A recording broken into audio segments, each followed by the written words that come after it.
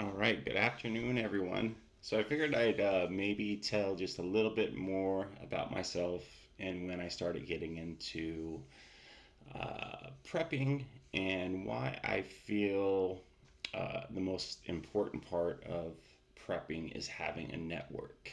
Whether you call that a community or just individuals that have a certain set of skills, whether they're good with cars, someone that is good with gardening, something that I'm currently not good at, I'm trying to get better at.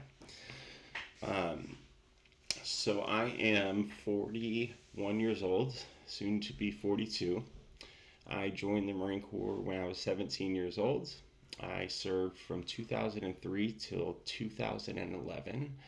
I started as a 0311 basic infantryman.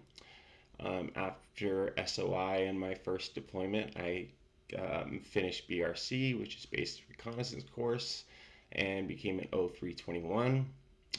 Following my next deployment, which was 2004 to 2005, I did a series of trainings, static, um, line, parachute, halo, and combat diving training, which, by the way, is the most terrifying school I've ever been through. Even to this day, I am terrified of a warm pool in Florida. After the military, I I struggled at first. I think like anyone does.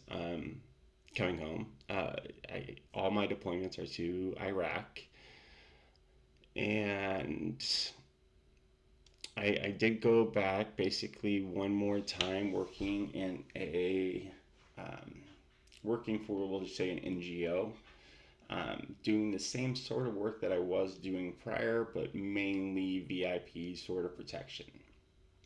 Over the last, I would say, I got out again in 2011, and I would say around 2015, 16, um, I was kind of getting stable in my career, doing working in nonprofits, and as I started to learn the business world, I just became more and more concerned about the state of not only this country's finances but the world's finances. Worried about um, different ideologies clashing all over the world. And now very, very worried about AI and electronics. Um, and having been to Ukraine a few times, um, I can tell you that electronics have absolutely changed the game all the way around. Um, After my first 6 month deployment in Ukraine, I came home, and the first thing I did is I removed all of my surveillance cameras, all of them. Got rid of all of them right away because they can be accessed so easily. Anything that connects to your internet or Bluetooth in any way can be accessed. And it doesn't take NSA level programmers. It can be accessed by, John Smith that bought something off of Amazon, and it can be done very easily. Um, One of the other things that I learned in Ukraine is when it comes to um, optics of any kind, if you're trying to look at something at night, um, they now have what's called blue light. And let me see if I can show you an example.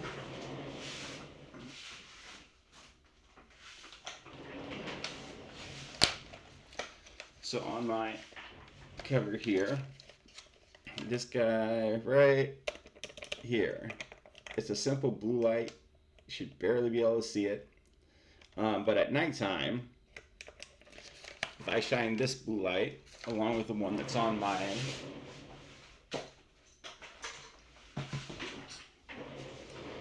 rifle and one on a chest rig if I want, I can completely basically create a blind spot. And I mean a blind spot for 100 yards. So if you were, say, you were looking through night vision or through a thermal scope, you could not see me.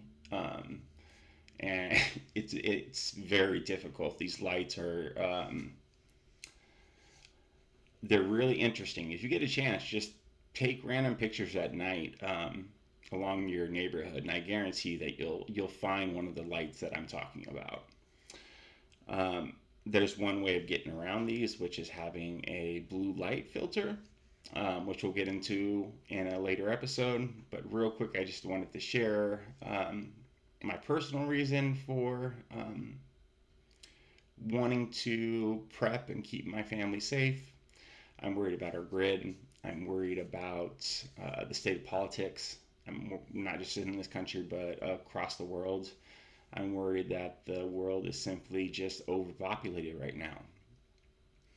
And the first thing that I wanted to talk about is a subject that is kind of the easiest and the hardest to talk about, and that's the fact that you can't do anything alone. That's just the truth. I am lucky enough that I have 8 or 9 guys that live close to me, and we all serve together.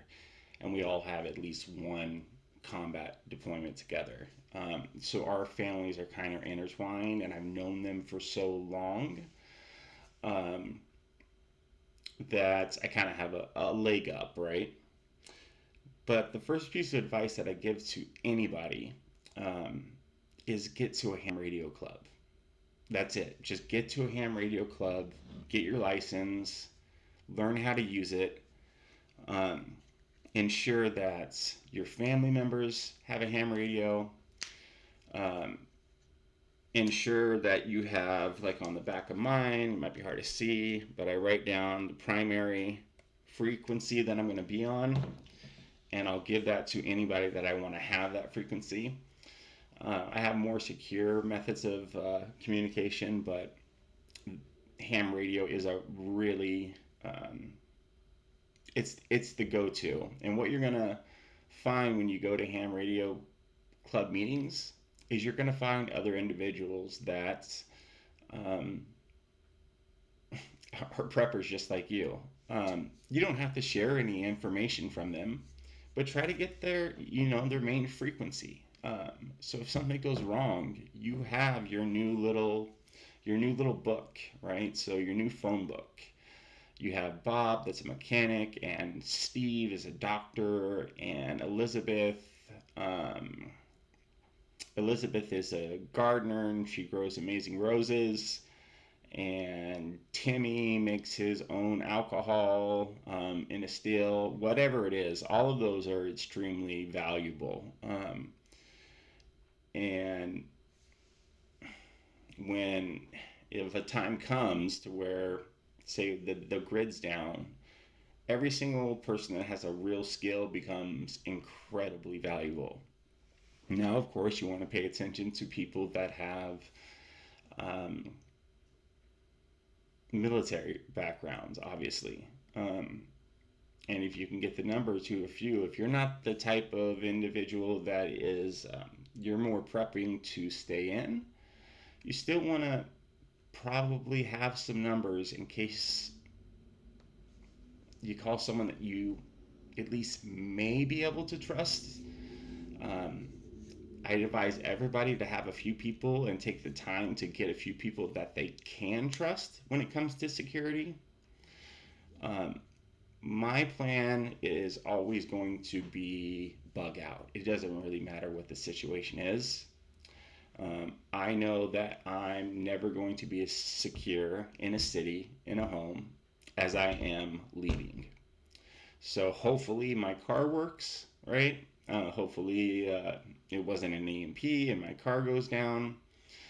I have a hybrid electric, so I can go off gas or electricity. I have a fold-out solar panel in the back. Something really cheap, but hey, if it gets me from point A to point B and I can consistently keep going 20 miles at a time after waiting a few hours to charge it, then that's the way that I'm going to go.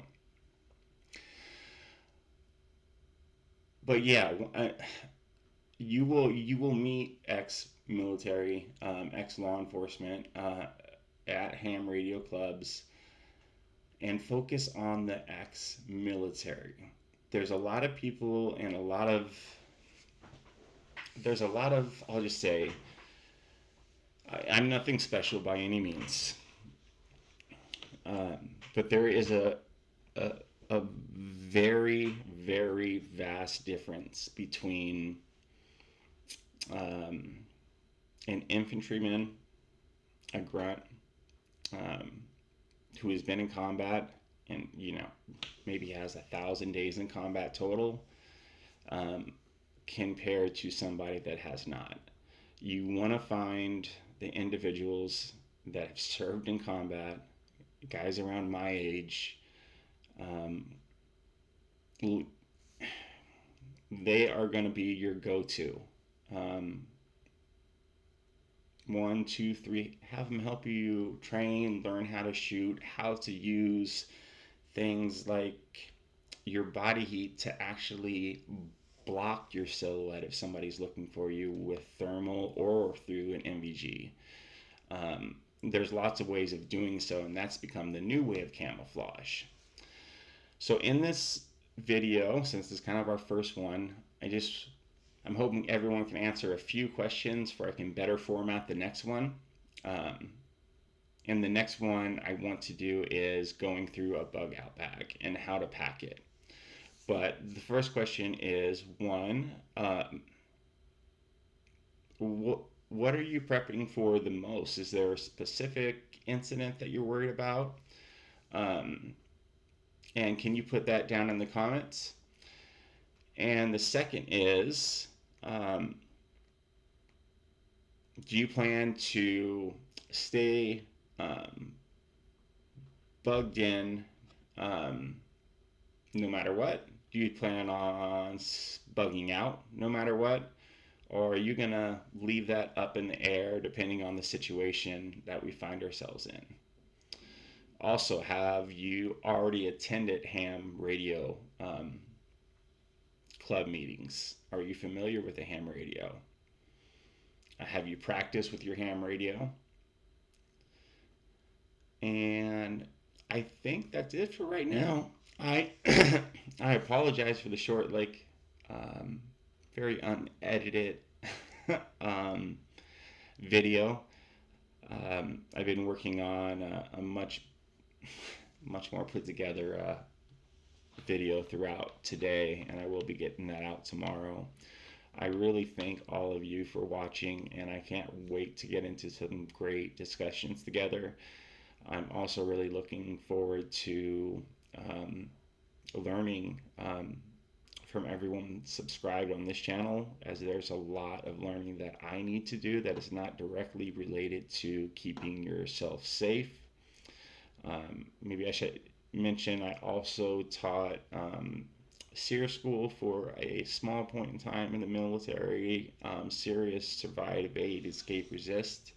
I taught what's called the Class C SEER school. So that's for more or less all of your soft forces, your Rangers, your Marine Raiders, Recon, SEALs, etc. And it's a pretty extensive course. There's not a whole lot I can tell you about SEER school, unfortunately. I will give you guys some stories, but they try to keep it a secret for a good reason, because it works. Again, and everyone can just call me Quick, and I look forward to speaking with all of you tomorrow. Have a great evening. Bye.